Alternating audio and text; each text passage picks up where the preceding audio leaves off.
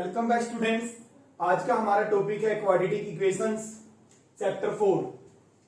Quadratic equations क्या होती हैं? पहले देखिए क्वाड्रेटिक इक्वेशन की जनरल फॉर्म क्या होती है। जनरल फॉर्म कहिए या स्टैंडर्ड फॉर्म कहिए। सेकंड चैप्टर में आपने सीखा था हमारा क्वाड्रेटिक पॉलिनोमियल क्या होता है। ax² plus bx plus c, इस टाइप का एक्सप्रेशन क्वाड्रेटिक पॉलिनोमियल होता है। चैप्टर सेकंड में किया है, इवन 9th क्लास में भी किया है। For example 3x² plus 2x plus 5 quadratic polynomial है जिस पॉलिनोमियल की डिग्री 2 होती है, यानी कि हाईएस्ट पावर वेरिएबल की 2 होनी चाहिए। ठीक है, तो वो हमारा क्वाड्रेटिक पॉलिनोमियल होता है। क्वाड्रेटिक पॉलिनोमियल को अगर हम 0 के इक्वल पुट कर दें तो वो बन जाता है हमारा क्वाड्रेटिक इक्वेशन। क्या बन जाती है? Quadratic equation. इक्वेशन में क्या होता है, इक्वल का साइन आना जरूरी है। अगर मैं इक्वल नहीं लिखता, इक्वल 0 नहीं लिखता, तो अभी क्या था? Quadratic polynomial. अगर मैंने 0 लिख दिया इज इक्वल टू क्या बन गया? Quadratic equation. इस टाइप का एक्सप्रेशन क्या कहलाता है? हमारा क्वाड्रेटिक इक्वेशन कहलाती है, जहां पे where a is not equal to 0,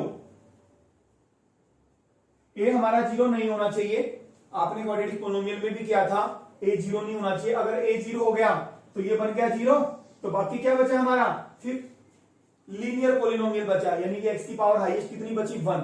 for example, समझ में आया?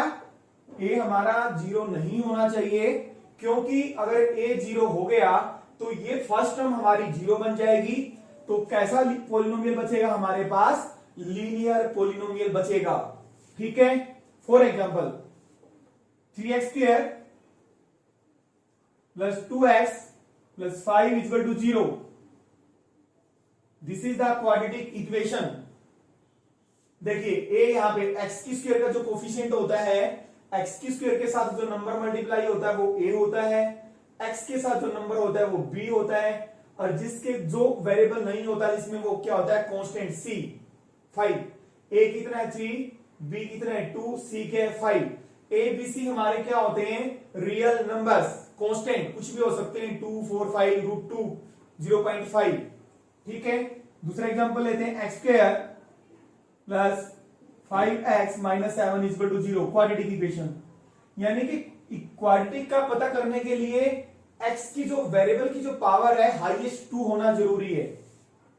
Third 3x² plus 5 is equal to 0। अभी देखिए ये भी क्वाड्रेटिक इक्वेशन है। कहेंगे आप सर x तो है ही नहीं, इसी टाइप की है ये। इस टाइप की कोई भी इक्वेशन क्वाड्रेटिक इक्वेशन होती है। ठीक है, देखिए इसको हम इस फॉर्म में लिख सकते हैं 3x²। अब 0 नहीं है, 0 लगा सकते हो, 0 इंटू एक्स, इसी टाइप में आ गई ना। ax² plus bx plus c। a हमारा यहाँ पे क्या 3 है, b क्या है 0 है, c क्या है 5। इस टाइप की इक्वेशन है ये, इसलिए क्या है? Quadratic equation. या दूसरा तरीका आपको सीधा सीधा साफ बताता हूं कि इक्वेशन के अंदर वेरिएबल की जो हाईएस्ट पावर होनी चाहिए वो 2 पावर होनी चाहिए, 2 पावर होनी चाहिए, तो क्वाड्रेटिक इक्वेशन होगी। अगर मान लो यहां पे 2 नहीं होता, अब हाईएस्ट पावर तो है ही नहीं 2, तो कैसा है? लीनियर। ठीक है, x की power 2 minus 4 is equal to 0। ये भी कैसी इक्वेशन है? Quadratic equation. एक्सरसाइज 4.1 स्टार्ट करते हैं। Question first, check whether the following are quadratic equations. आपने चेक करने हैं, इक्वेशंस दी हुई हैं, whether they are quadratic equations और नॉट। फर्स्ट इक्वेशन दे रखी है हमारे पास, x plus 1 whole square is equal to 2 into x minus 3। आपको ये बताना है ये इक्वेशन मेरी क्वाड्रेटिक इक्वेशन है या नहीं। इसको सॉल्व करेंगे इस इक्वेशन को। अगर इक्वेशन के अंदर वेरिएबल की हाईएस्ट पावर 2 आ जाए तो वो हमारी क्वाड्रेटिक इक्वेशन होगी। x² a प्लस b की होल स्क्वायर का फॉर्मूला लगा देंगे इस पे, a² प्लस b की स्क्वायर प्लस 2ab। समझ आ गया कौन सा फॉर्मूला लगाया हमने इस पे? a प्लस b की होल स्क्वायर का 2x माइनस 6, x की square plus 1 plus 2x is equal to 2x minus 6। Left और राइट में दोनों के साइन सेम है तो कैंसिल हो जाते हैं। तो ये हमारे पास क्या बचा, एक्स स्क्वायर प्लस 1 माइनस 6, और इसको इधर ले आते हैं, 6 को इधर ले आएंगे, 10 का हो गया, तो x square plus 7 equal to 0। ये क्वाड्रेटिक इक्वेशन है क्योंकि जो हमारा वेरिएबल है उसकी हाईएस्ट पावर कितनी है, 2। हाईएस्ट पावर इक्वेशन के अंदर वेरिएबल की 2 होनी चाहिए। Yes, it is a quadratic equation.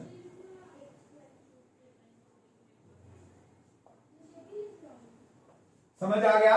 Second part पे चलें। थर्ड पार्ट है x minus 2 x plus 1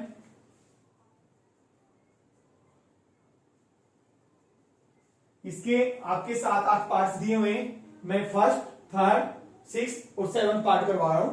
third part question first का, इसको इससे मल्टीप्लाई करेंगे, मल्टीप्लाई करके इसको सिंप्लीफाई करेंगे, फिर पता लगेगा हमें whether it is quadratic equation और नॉट। एक्स को पहले किससे मल्टीप्लाई करेंगे, एक्स प्लस 1 से, फिर माइनस 2 है, एक्स प्लस 1 से मल्टीप्लाई होगा। इसी तरह पहले एक्स को एक्स प्लस 3 से, फिर माइनस 1 को एक्स प्लस 3 से, इसको मल्टीप्लाई करेंगे तो क्या आ गया, x square plus x minus 2x minus 2, x की square plus 3x minus x minus 3। देखिए पहले लेफ्ट हैंड साइड को सॉल्व कर लेते हैं। ये क्या हमारे पास, एक्स की square, x minus 2x minus x minus 2। अब राइट हैंड साइड को सॉल्व करेंगे, ये हमारे 3x माइनस एक्स क्या बन जाएगा, वही 2x और माइनस 3। एक्स की स्क्वायर से एक्स की स्क्वायर कैंसिल हो गया, ये हमारे पास माइनस एक्स माइनस 2, इधर ट्रांसपोज करेंगे तो साइन चेंज हो जाएंगे, प्लस का 3, minus x minus 2x minus 3x और प्लस 1। देखिए क्या है ये हमारी क्वाड्रेटिक इक्वेशन, नहीं, क्योंकि इस इक्वेशन के अंदर जो वेरिएबल की हाईएस्ट पावर 1 है, ये लीनियर इक्वेशन बोली जाती है, क्योंकि x की हाईएस्ट पावर कितनी है, 1। No, it is not a quadratic equation, ये लीनियर इक्वेशन है भाई। जैसे लीनियर पोलिनोमियल होता था, ठीक है, ये लीनियर पोलिनोमियल है। लीनियर पोलिनोमियल को अगर 0 के इक्वल, यानी इक्वल है किसी नंबर के, कांस्टेंट के, तो वो लीनियर इक्वेशन हो जाती है। तो ये हमारी क्वाड्रेटिक इक्वेशन नहीं है। नेक्स्ट क्वेश्चन पे आते हैं और अब करें इसको। देखें 7th पार्ट पे आ रहे हैं हम, sorry 6, x square plus 3x plus 1 equal to x minus 2 का होल स्क्वायर।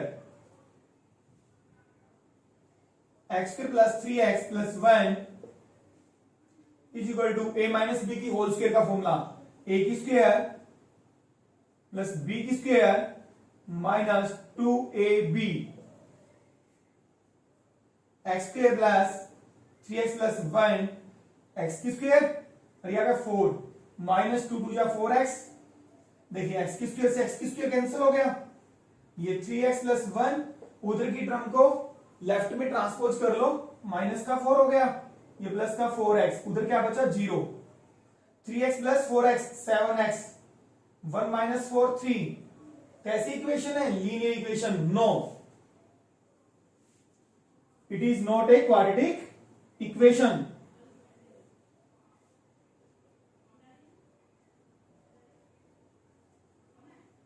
ये हमारी क्वाड्रेटिक इक्वेशन नहीं है। नेक्स्ट पार्ट पे आते हैं, x प्लस 2 की whole cube 2x into x square minus 1, इस पे लगाएंगे हम फॉर्मूला a प्लस बी की होल क्यूब। मैं फॉर्मूला ही लिख देता हूं, a प्लस बी की होल क्यूब का फॉर्मूला होता है हमारा a cube plus b cube plus 3ab। 9th class में किया था आपने, यहां भी यूज होगा, ये फॉर्मूला हम यूज करेंगे। तो a हमारा कितना है x और b कितना है 2, तो a cube plus b cube plus 3ab और a प्लस बी, समझ आ रहा है भाई, और इज इक्वल टू 2x को इससे मल्टीप्लाई किया 2x क्यूब माइनस 2x, तो हमारे पास ये क्या आया x क्यूब, 2 की क्यूब करा तो 8 आ गया, 3 2 जा 6x, और ये क्या है x प्लस 2, और राइट हैंड साइड क्या है 2x क्यूब माइनस 2x। देखिए सॉल्व करें इसको, x cube plus 8 plus 6x square plus 12x, इधर ट्रांसपोज कर देते हैं इसको, माइनस 2x क्यूब और plus 2x is equal to 0। अब ऑपरेट करें like terms, x cube minus 2x cube क्या बचा, minus x cube, 6x square, x cube की टर्म देखें, a की टर्म है 6x स्क्वेयर, अब x की टर्म देखें ये 12x है, ये 2x है, तो कितना बन गया हमारे पास 14x। देखें पहले हाईएस्ट पावर देखो x की 3, दो टर्म है, ये x क्यूब है, ये माइनस 2x क्यूब, तो क्या बचा माइनस x क्यूब, फिर x की स्क्वायर की ये की टर्म में लिख दी हमने, फिर x की टर्म्स देखें 12x प्लस 2x 14x, फिर कांस्टेंट टर्म प्लस 8। अब हाईएस्ट पावर देखें, इस इक्वेशन के अंदर वेरिएबल की हाईएस्ट पावर कितनी है 3, तो ये हमारी क्यूबिक इक्वेशन बोली जाएगी, क्वाड्रेटिक नहीं है, no, it is not a quadratic equation. देखिए क्वेश्चन नंबर सेकंड का फर्स्ट पार्ट स्टार्ट करते हैं। Represent the following situations in the form of quadratic equations. हमें वर्ड प्रॉब्लम के अंदर क्वेश्चन दिया हुआ है, यानी कि सिचुएशन दी हुई है हमें, उसको आपने क्वाड्रेटिक इक्वेशन की फॉर्म में लिखना है, यानी कि उससे आपने क्वाड्रेटिक इक्वेशन बनानी है। सिचुएशन क्या है, the area of first part, the area of a rectangular plot is 5 to 8 metre square. एक हमें प्लॉट दिया गया है रेक्टेंगुलर प्लॉट, उसका जो एरिया है 528 मीटर स्क्वायर है। The length of plot in metres is 1 more than twice its breadth। जो लेंथ है वो ब्रेथ के दुगने से एक ज्यादा है, समझ आ रहा है। सपोज मान लो ब्रेथ है 5 मीटर, तो लेंथ कितनी है उसका दुगना, 5 का मान लो सपोज ब्रेथ है 2, तो इसका दुगना कितना हुआ 4, और फिर एक ज्यादा है यानी कि 5 हो गई लेंथ। समझ में आ गया ना, ब्रेथ के दुगने से एक ज्यादा। We need to find the length and breadth of the plot. हमें किसकी जरूरत है, लेंथ और ब्रेथ निकालने की जरूरत है। इक्वेशन बनानी है, लेंथ और ब्रेथ नहीं निकालनी। तो देखिए हमें लेंथ दे रखी है एक ज्यादा, ब्रेथ के दुगने से एक ज्यादा, तो ब्रेथ को मानेंगे हम, let breadth of plot x metre मान ली हमने। देन लेंथ कितनी हो गई, लेंथ ऑफ प्लॉट, लेंथ कितनी होगी इसके दुगने से, दुगना हो गया, ब्रेथ के दुगने से एक ज्यादा।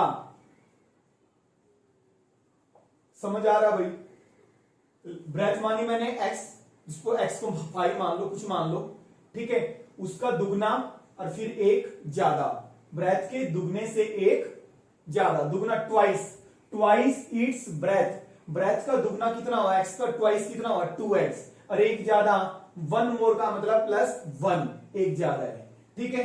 एरिया ऑफ प्लॉट, एरिया क्या होता है लेंथ इंटू, रेक्टेंगुलर प्लॉट है, रेक्टेंगल का एरिया होता है लेंथ इंटू ब्रेथ, तो x into 2x plus 1 according to question.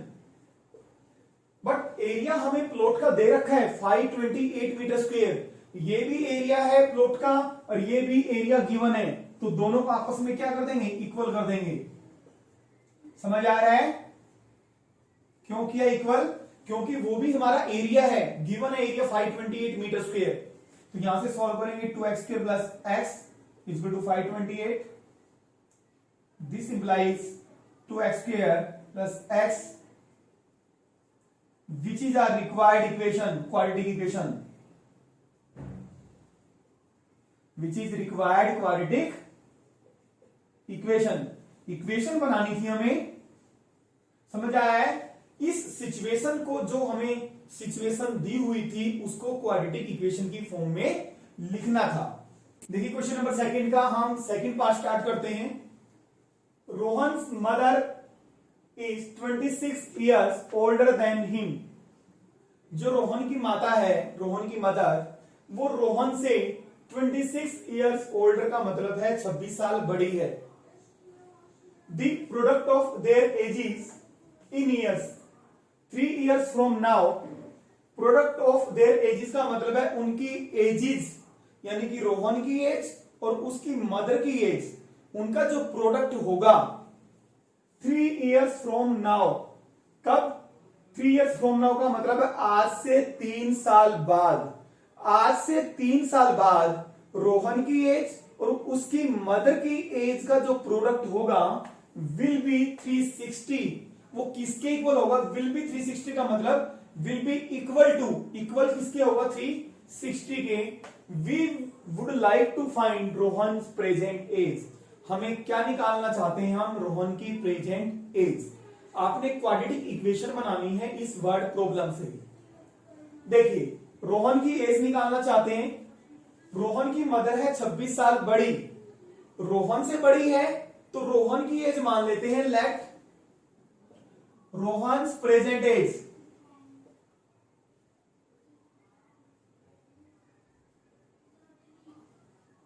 जो भी मानना उसको है, जो आपको निकालना है। निकालना क्या है?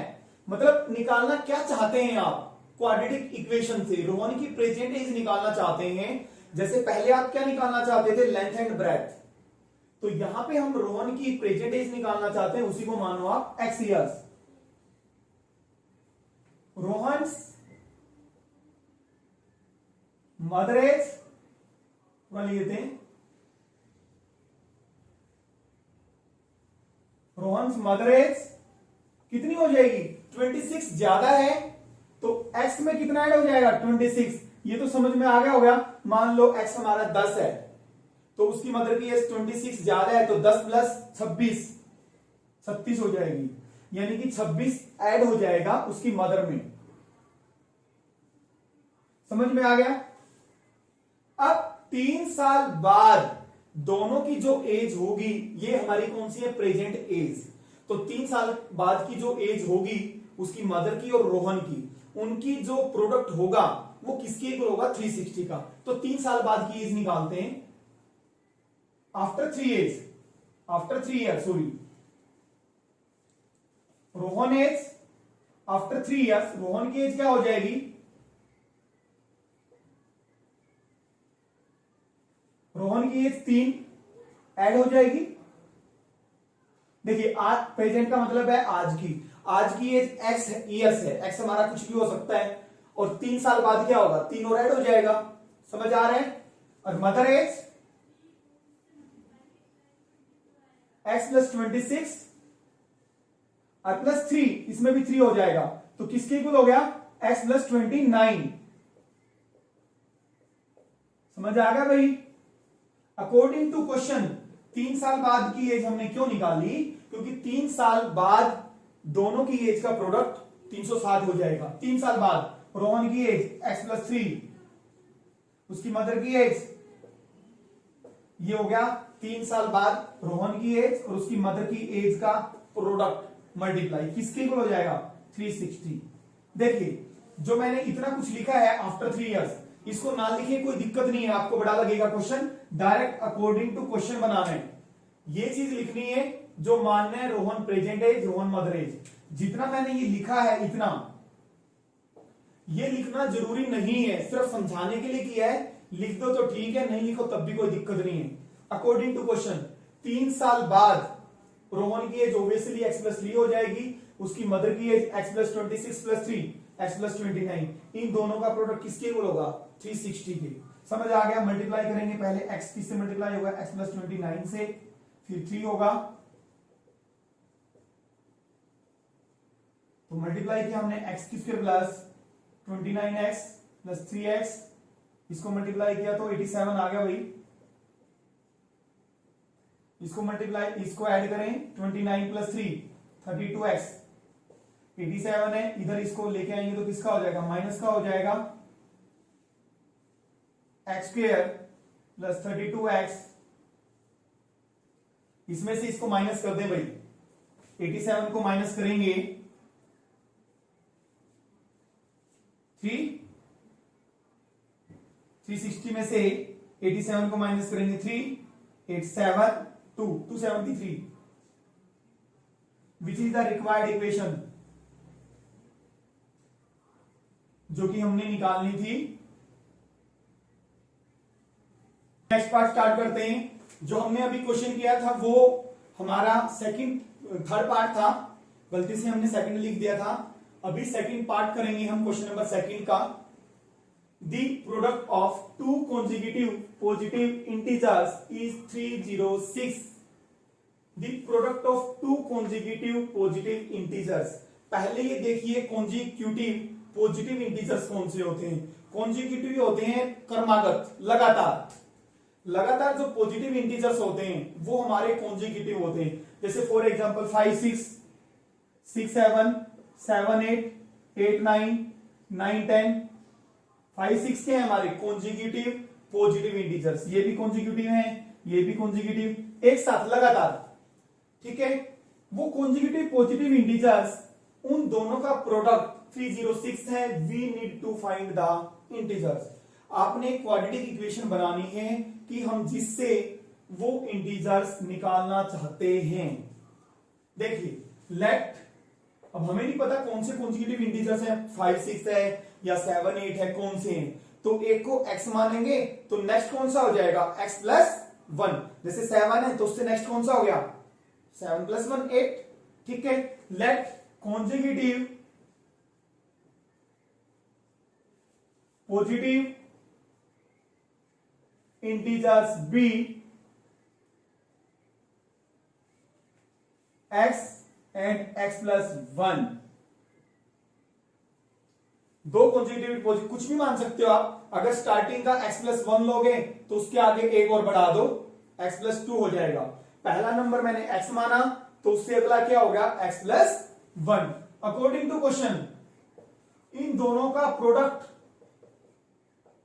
The product of two consecutive positive integers कितना है, 306। मल्टीप्लाई कर दो,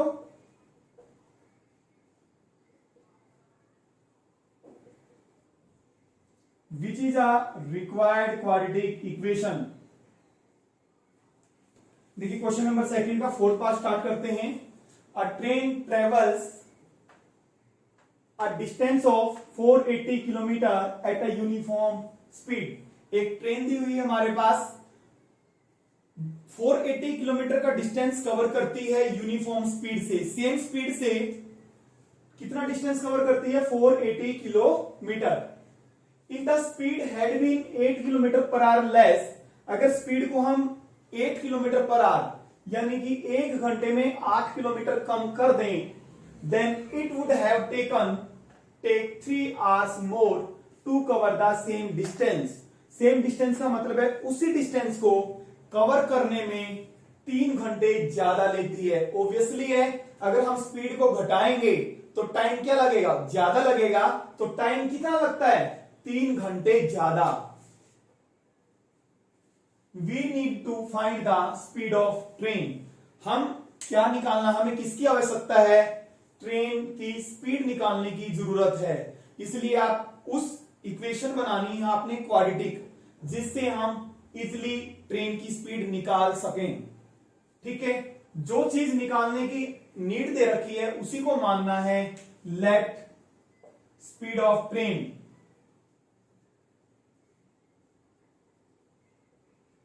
x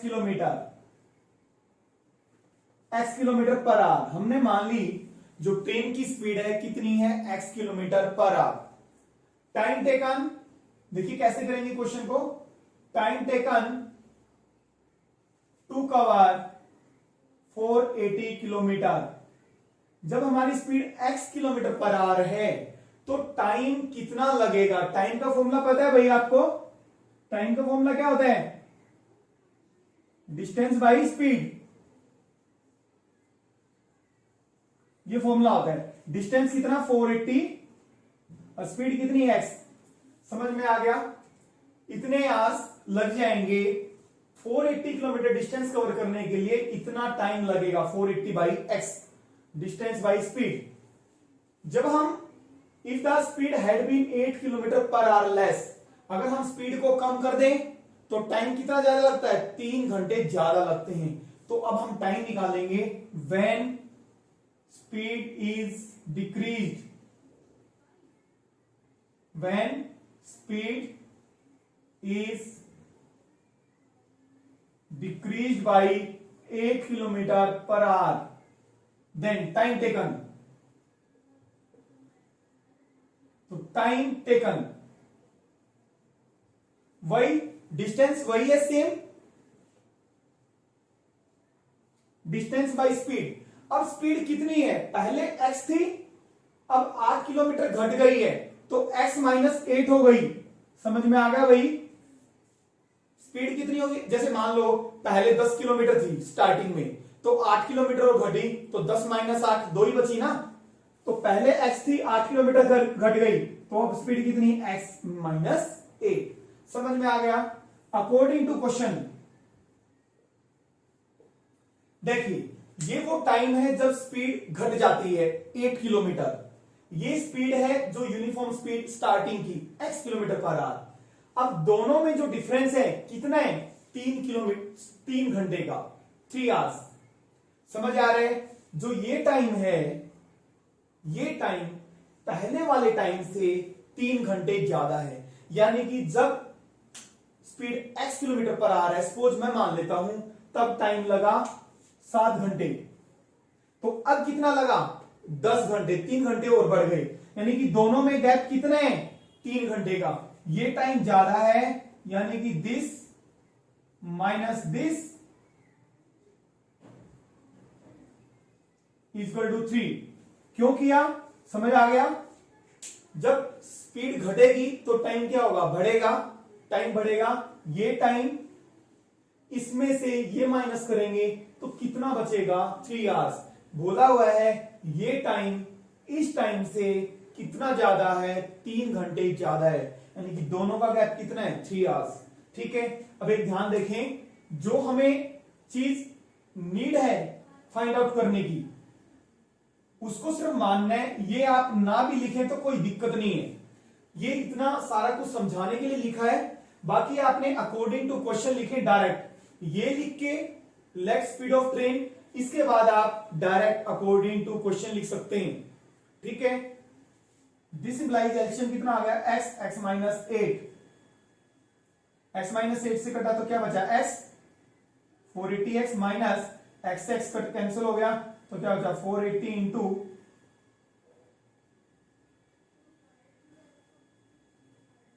x minus 8 is equal to 3।